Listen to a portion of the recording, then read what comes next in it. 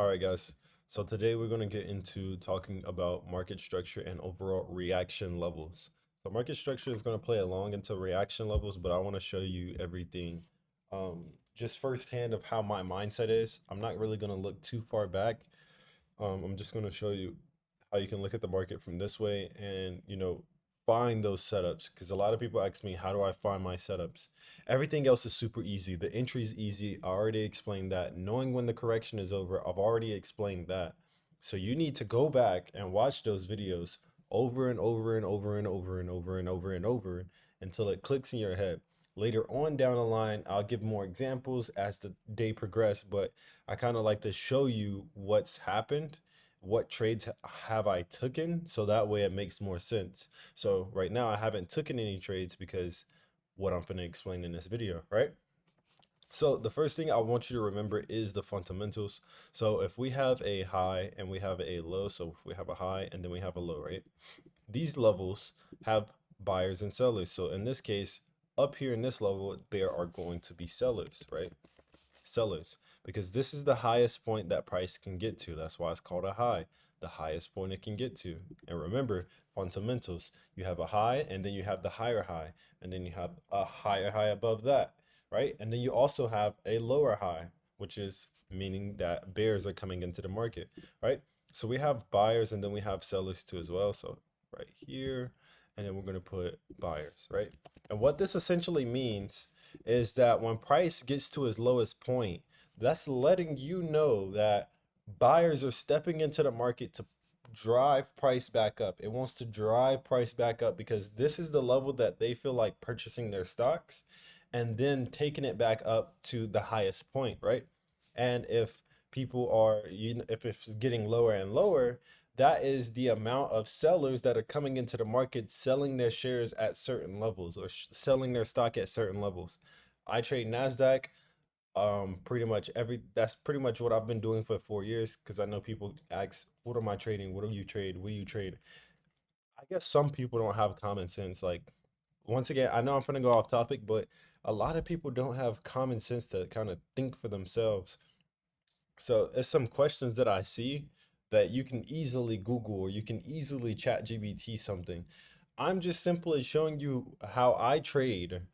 You can figure out, oh, how do I calculate pips, or how do I do this, or how do I do that in the terms of like, oh, should I get TradingView Premium? Like, bro, you're asking the wrong questions.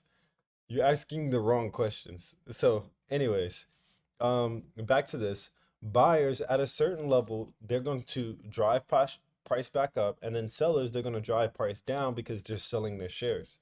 With this being said, how I like to use the high and low levels, most people think I'm trading breaker retest or just support and resistance. I don't think in that mindset. You might view it as that because we look at the charts differently. You might view it as support and resistance, break and retest. But there's things that I've seen where break and retest, how I've seen it and how people project it, is not the same way with how I trade because break and retest is coming back out to that same support. So let's say price breaks and then it retests this level and then goes back down. That's break and retest. What I've seen is price liquidates everything, comes back, and then later on down the line, it'll come back below that level. That's not a break and retest for me. I don't see that as break and retest from what I've learned, right? So, anyways, we have buyers and sellers. What I like to do is I like to think of it in a sense of at this level, buyers have the most control, and it's like a brick wall in a sense. Price has a brick wall, and it's not letting it go any lower than this. So, if this is the case, anything above a low, a swing low, so anything, okay, we can write this down. Anything above a swing low equals potential,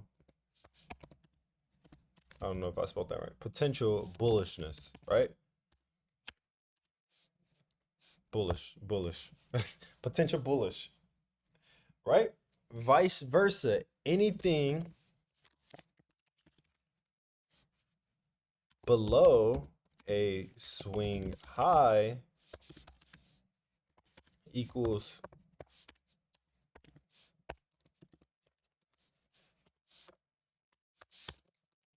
potential bearish, right? And I like to think in this way because then ICC plays a huge part in how I should be thinking now. If I know price at this level has potential to be more bearish, and I know above this level price has the potential to be more bullish, think about this, right?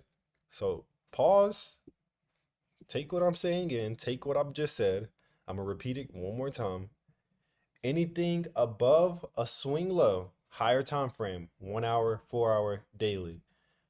Anything swing lows, swing highs. You should be looking for your swings on your 1 hour, 4 hour, or daily time frame. Really, you can do 1 hour and 4 hour. Those are the keys right there.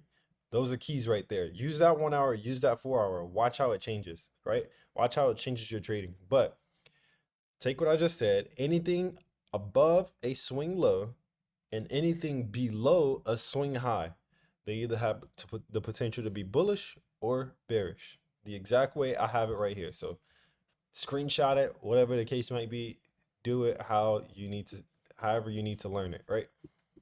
And then this plays a part because then when we look at actual price, oops, sorry. When we look at actual price, oh, I can't even drag this over. Let me go ahead and delete this. Let me like move this out the way. Boom. So now when we look at actual price, everything will start to align with you and it should make sense. If it doesn't make sense right now, man, I don't know, bro, because I'm explaining it on a kindergarten level, right? So if we have this swing high, price comes up, resistance, sellers kick into the market, right? Sellers kick into the market, they're trying to drive price down.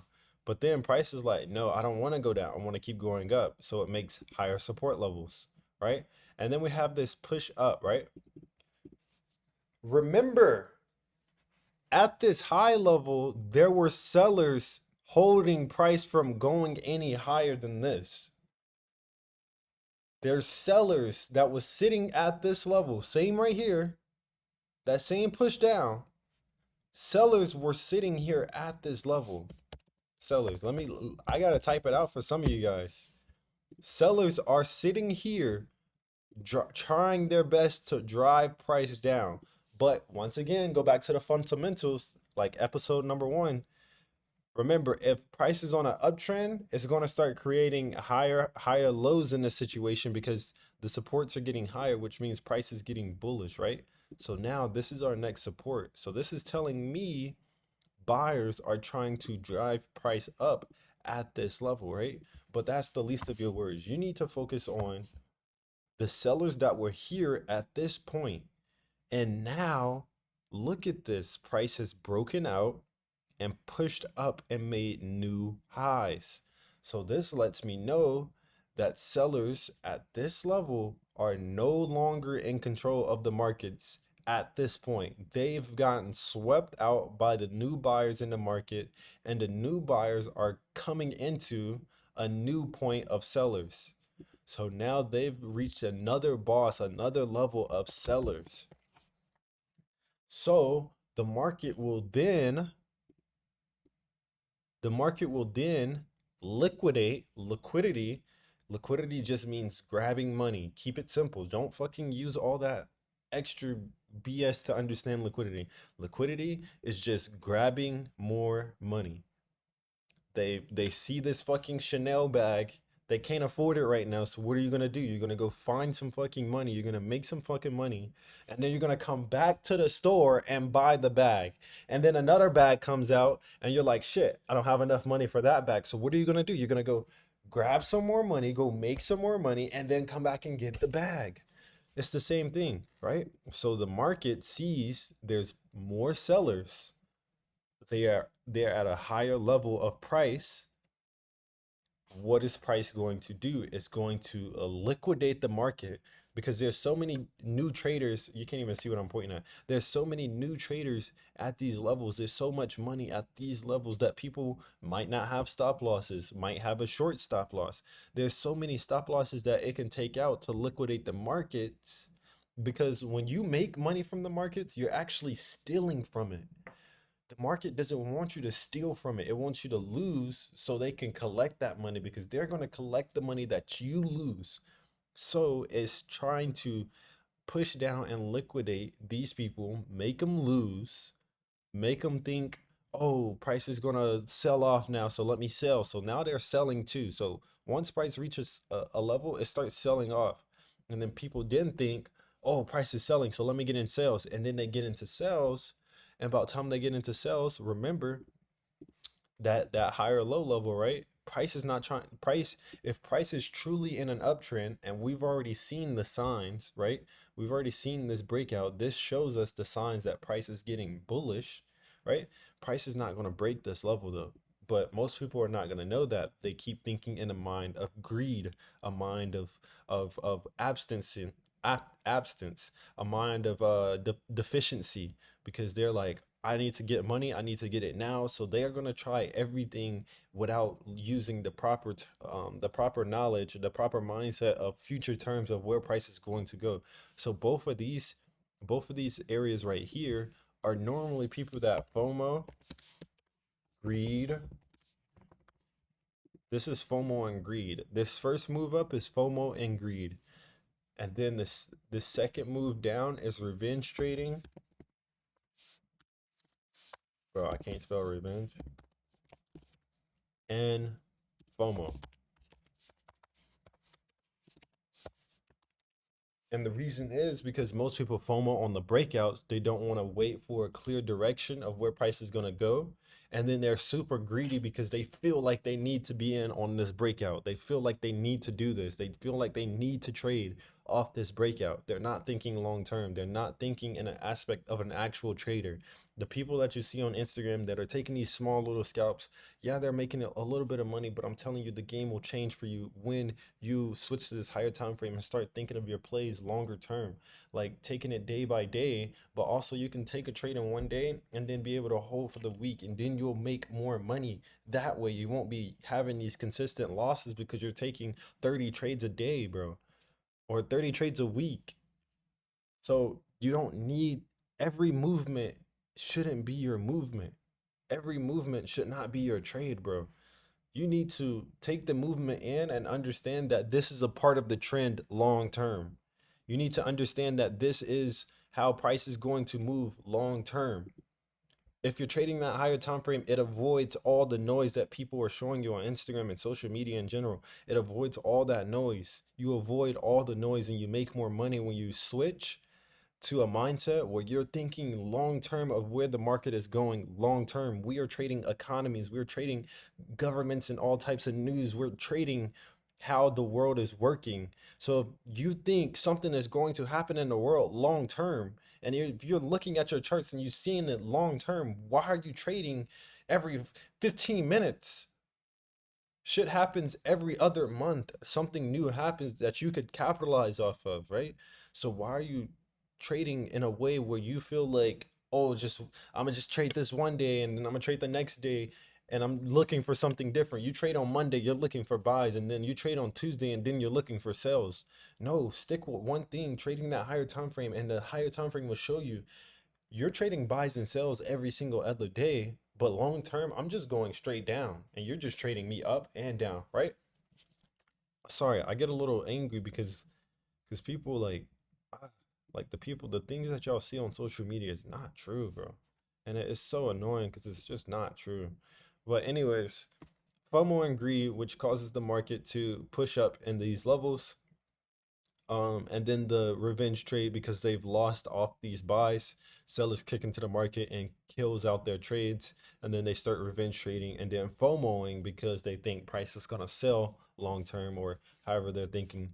And then price reaches a level where it cannot break because it's holding up strong using those higher time frame levels. And if it does break, that just shows us that the trend is changing in another direction, or most likely trying to grab liquidity out of the market even more to kind of stop you out, or to stop the other people out. And then we have that second move up. Remember, since we're talking about reaction levels, I want you to remember above this level, remember who was here, right? So under this level, we don't want to trade under this level, right? So we don't want to trade under this high. The reason why we don't want to trade under this high, because it does have the potential. Once it's back under here, it does have that selling potential to sell off. It does have that potential. So we don't trade that. We don't try to touch that. We wait for that market to get back above a level where we know price is going to have that momentum back to another level that it came from before. So we know price is going to have that same momentum. We see that price is going to have that same momentum. So whenever we trade, we're going to trade based off the momentum and the reactions that we have.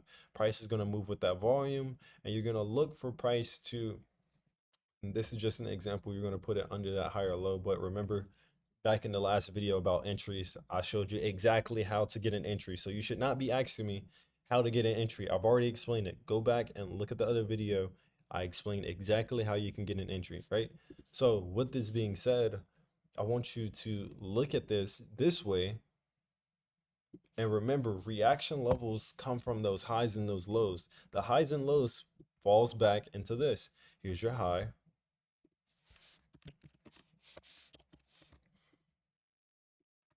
Right? And here's your low. Right? So if price is above a high, that lets you know that sellers are not in that market. They're not above that level, right? Sellers are not at that level. So take a screenshot of this if you need, right? Take a screenshot. I'm gonna pour this over a little bit. Take a screenshot of this if you need. I'm gonna move this out the way. I'm gonna give you a couple seconds, right?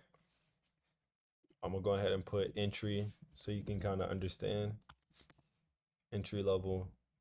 Your entry should always come from where price initiates the bullish momentum. So that means the bullish momentum starts as soon as price is above this level. So when we take our entry, it should only be where that bullish momentum kicked in the first place, right? And then your stop loss should be at a level where it has that. So you see here where we have that higher low. Price is going to make another higher low based off the trend. It's going to make another higher low. Once again, go back to the fundamentals, looking at uptrend fundamentals, and then you can see that price will build that higher low. And I've already shown you guys how to take an entry. So once again, go back and watch that video over and over and over and over until it makes sense, right? But yeah, you would scale down to that 15-minute time frame to find that entry, and you will take price back up, right? And it's not that simple. It looks simple, but it's not that simple because you really have to analyze and understand the markets itself, right? Before you can just make it look like this, right? So I'm going to show you what my mindset is right now on a current chart, and then I'm gonna get out your hair, right? So go ahead, once again, take a picture of this if you need, right? Pause the video, whatever you need to do, right? So remove this, and then we're gonna bring my chart back. Yeah, I get so angry thinking about just everything that y'all have learned, right? So 1 hour time frame. First thing that I notice is that price has this high area and then it starts sharply going down. So now I'm pretty interested because in my head, I know this big move down has caused something to break. It's broken something. And I'm not saying that just because I can see it already. I'm saying it because this is the first thing that points out to me. This is the highest point. Also this low over here, but I can see that current price is all the way up here, so I'm not too focused on it, right? So the first thing that I'm going to note is that price has this high. And then I'm going to ask myself, what caused this high? How did price push up and cause this high? So then obviously I know now that I have this low level right here. So now when I'm thinking about this goes back into my entry that I had last week, this high and this low. So now we have this high and we also have this low, right? So now we have the low and the high, and obviously we have this one that was a high too. So this was that indication for price to be bullish, right? So once again, this is that indication for price to be bullish. But the reason why we didn't get into that trade is because why? We didn't have our second push back above that level, right? Even here, right? Price tried to push up here. Why didn't it push up there? Why didn't it push up there? Or why didn't it push above? Because remember, sellers are in control above, I mean below this level. At all highs, you can draw this at any high that you have. Sellers are at that high, and then it's trying to push price down. And remember, buyers are at this low. So now we have buyers sitting at this low. Let me make sure I'm recording, bro, because sometimes like I'll be talking. Yep, video's still on. Okay, good. Buyers are sitting at this low. So they're trying to push price up. So now, oh my goodness, trading is like, if you just actually fucking think for a second, like if you actually calm down and think about it, it's actually simple as possible. The way that I'm explaining it is simple as possible, right? So buyers are sitting here pushing price up. You can see price have that momentum to get driven up. But the moment price breaks this, remember, there are no buyers at this point because price is obviously breaking through it and causing a new low. So now it's causing a new move, a new momentum, a new reaction back down to these levels, right? So now we know anytime price is under this level, it has the potential to drive down to this level. And if we drag this over here, look at the, oh my God, bro. Bro, there's no way that you don't understand this after the 60 days. If you don't, bro, I'm sorry to say this. I'm actually sorry to say this, but if you don't understand this after all 60 days, you are a fucking dumbass. I'm sorry to say this, right? So, all we did was mark up the high, understand where that high has came from. So here, understand where that high has came from. And then we looked over here and we seen price break that structure. So this lets us know under this level, price has the potential to sell back down to this level. This is our indication. Here's our correction and the continuation back under this level to take out that, to take out this low, cause a new indication. This indication has a correction. It has a continuation that stops right at these levels, even though price was here, stopped here, but it's still good because there's buyers at this level. They must have came in a little bit stronger, come in a little bit stronger. They take out. Now this is the part where you need to start thinking more about reactions itself. So look at the same level that we're going to drag all the way through this high, right? This high. Remember, sellers are sitting at this level trying to push price down. So every time price comes into this level, that means buyers have to be stronger than the sellers in order to come back above this level, right? So if price here has sellers, once again, if price is here and has sellers at this level, it cannot be considered a bullish trend until price breaks out of a level where there are sellers holding price up, right? If sellers are pushing, or I don't know why I said up, it's holding price down. So sellers are sitting here pushing price down. Even this break here, everything was this right here was all because the previous news that has came up and all the fake news and all that. That's just the markets. You're not going to get it right 100% of the time. But if you think about it in a market structure perspective, look at this, right? Look at this. We had a new low, price pushed up, price pushed up, made a lower high, pushed down, and then broke it. So now we can think in a mindset of like, okay, now there is on the 4 hour time frame a higher high, I guess you could say. Yeah, a higher high. Price could potentially be making a higher low to progress later on, or you can just sit on your hands, wait for price to do its thing, and then later on show you, okay, this is the direction I'm going. But that's what the 4 hour looks like. When we jump on the 1 hour, we can see that price is getting lower. The lower highs are getting lower, and we can see that price is progressing down under those levels that we've already established as price being where the sellers are going to be in full control of the markets under. So notice how under this level price has full potential to sell, price under this level has full potential to sell, price comes into this level full potential to sell, and then here we're back under this level, so it has full potential to sell. Same way with this level, there's buyers that were sitting here, they pushed the markets back up, and then the moment price broke through, it made a new low. The moment price broke through, it made a low. The moment price breaks through this level, where do you think it's going to go? Where do you, if price breaks this level, where do you think this low is going to go? And with that being said, I'm just going to keep it as that. I really hope you guys understand it and, just be able to take trades based off what my knowledge that I'm teaching. It's very, very simple. You just really have to watch the videos over and over and over. And I'm telling you, bro, I've actually been doing this for 4 years. I haven't, bro, bro, I've been doing this for 4 years. I haven't clocked in 4 years, and I don't sell a course. So make that make sense to you.